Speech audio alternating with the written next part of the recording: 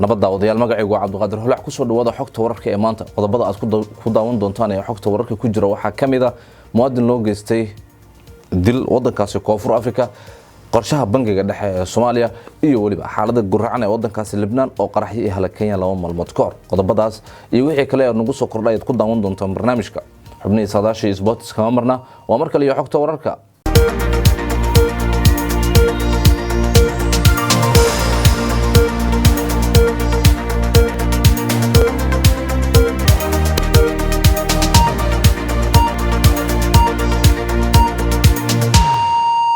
waaga daawadayaal taariikhdu waxay ku beegan tahay 6da bisha 8 ee Agoosto sanadkuna waa 2020 aynu ku bilownay muwaadin Soomaaliyeed ayaa waxa lagu dilay magaalada Durban ee wadankaasi Koonfur Afrika faahfaahin dheeraad ayaa waxa laga helayaa dil muwaadin Soomaaliyeed lagu geystay gudaha wadanka Koonfur Afrika marxuumka ayaa waxa lagu magacaabi jiray Faarax Weyd kaasi oo lagu dilay goob ganacsi oo ku lahaa magaalada Durban ee dalkaasi wararka ayaa sheegaya in kooxo burcad South African ah ay warar ku qaadeen marxuumka oo markii hore soo gaaray dhaawac balse markii dambe u dhintay kooxda falka geysatay oo goobta isaga baxsatay ayaa lagu waramayaa in ay doonayeen in ay dhac u geystaan ganacsigaasi Soomaalida ay ku lahayd wadankaasi Koonfur Afrika gaar ahaan magaalada xeebta ku taala ee Durban iminkana aynu eegno xaaladda gurracan ee wadankaasi Lebanon gaar ahaan magaalada Beirut oo maalmo ka hor ay halakeeyeen qaraxyo ay ku dhinteen dad aad u fara badan kuwa badan ay la ildaran yihiin dhaawacyadooda halka qaarkood ay ka barakaceen guryahoodii oo ay ka burbureen dadweynaha Beirut ayaa carag ka muujiyay dawladda waxa ay ku yiraahdeen dayacaad ay sababtay qaraxii weynaa ee Talaadadii madaxweyne Michael Owen waxa uu sheegay in qaraxan uu sababay 2750 tan oo maadada millenniumka ah oo lagu keydiyay meel aamin ah oo baqaar ah kuna yaala dekada magaaladaasi in badan waxa ay eedeeyeen maamulada musuqmaasuqa dayaca iyo maamul xumo ayuu yiri qaraxa ayaa waxa ku dhintay ugu yaraan 135 qof halka ay ku dhaawacmeen amba dhaawacyada dadka ay gaarayaan 4000 oo kale xaaladda degdega ah ee 2 toddobaad ayaa bilaabatay magaaladaasi Beirut way ooyeysaa way qaylinaysaa dadkuna waa ay argagaxsan yihiin ayuu yiri madaxweyne Michael Owen waa ka dawadayaal qaybihii dhexe barnaamijkeena ayuu ku guda jirnay iminkana aynu eegno Soomaaliya magaalada Muqdisho ee caasimada dalka waxa lagu qabtay kulan looga hadlayay arrimaha bangiga dhexe iyo qorshayaasha waxaana ka hadlay gudoomiyaha bangiga dhexe iyo waliba ku xigeenadiisa qaar ka mid ah arrimahaasi ka hadlaya waxa hadaladoodii ka mid ah April oo ah intii aan gudoomiyihii hore aan wixii kala wareegay shaqadan aanu ma qaban idinka qabtay laakiin intaan gudoomiyaha wixii inoo suura galay baan doonay in la waayo waxyaabaha inoo suura galaan sheegnay kuwa badan oo dhiman baa imika jira waxa kamid ah in la qoro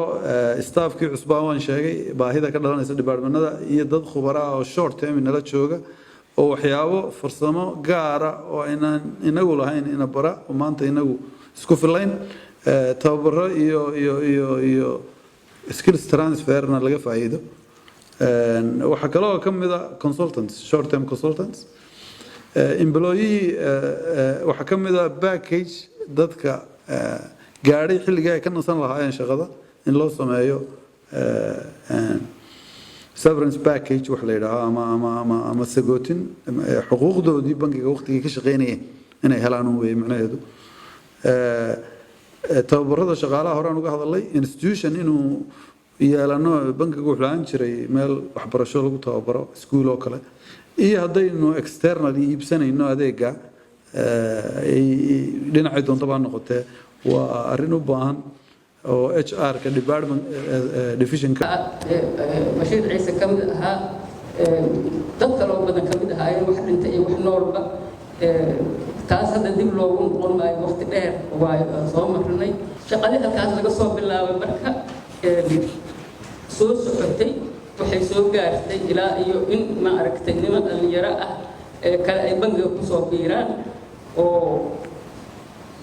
jaamacada ka soo baxay oo wax yaqaana 5 sano ama maxaa la yiraahdaa 4 sano ka hor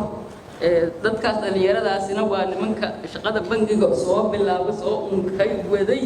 ilaa iyo mataqaana maxaa la yiraahdaa aan nimaadno fayska ahaa waxaa la yidhi dayn cafisaa la aadayaa bangiga dhexe waxaa laga rabaa intaas oo benchmark inuu ka soo baxo. waagagdawayaal qaybihii ugu dambeeyay barnaamijkeena ayaynu soo gaarnay iminka aynu ogno xubintii ciyaaraha iyo weliba saadaasha hawada. aynu ku bilownay xubintii ciyaaraha waxaa inoo soo jeedinay waryahayaga cabdinaasir. aad u mahadsan tahay cabdiqaadir xulaac. xalay waxaa jiray ciyaaro dhowr ah kulamada ugu muhiimsanaa waxay ahaayeen kooxda Manchester United iyo sidoo kale kooxda Inter.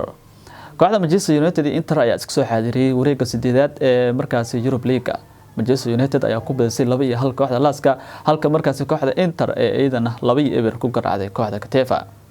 Manchester United qaybtii hore waa laga hormaray goolka waxa markaas la yimaada Laska gool ka imaaday markaasi dhankaasi koonada. Manchester United goolka koobaad waxa uu dhaliyay laacibka kubadda cagta Linga Daayarka iyadoo qaybtii ugu dambeysay markii lagu daray extra time-ka kooxda markaasi laacibka Martial ee kaga ciyaar garabka uu markaasi daqiiqadii ugu dambeeyay u dhaliyay goolka guusha. Manchester United ayaana sidaas iskaga soo xaadirisay dhamaadka markaasi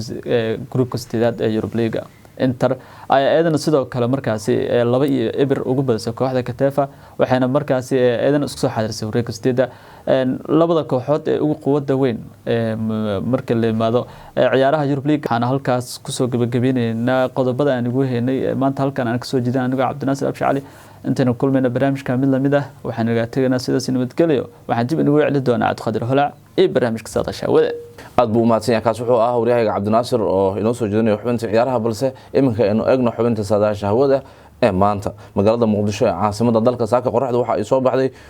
5:59 daqiiqo waxaan la filayaa in dhacdo 8:10 iyo 11 daqiiqo sidoo kale heerkulkeedu wuxuu ahaa 6:20 digrii. magaalada Hargeysa 5:54 daqiiqo ay qorraxdu soo baxday waxaan la filayaa in dhacdo 6:10 daqiiqo insha Allah waxaan heerkulkeedu saaka Hargeysa lagu tilmaamayaa 8:20. Kismaayo sidoo kale waxay qorraxdu soo baxday 6:13 daqiiqo waxaan la filayaa in dhacdo 5:19 daqiiqo heerkulka saaka magaalada Kismaayo waa 30 digrii. guud ahaan barnaamijkii xogta wararka ay ka daawaneyseen TV-ga Banaadir waa naga inta ciduu markale isagana waxay dib uga dalacan kartaa aaladaha internetka ee ku leenahay YouTube, Twitter iyo Facebook. tan iyo barnaamij kala mid intaan ku kulmi doono maalinta Sabtida waxaan idinkaga tegaynaa sidaas iyo nabadgelyo.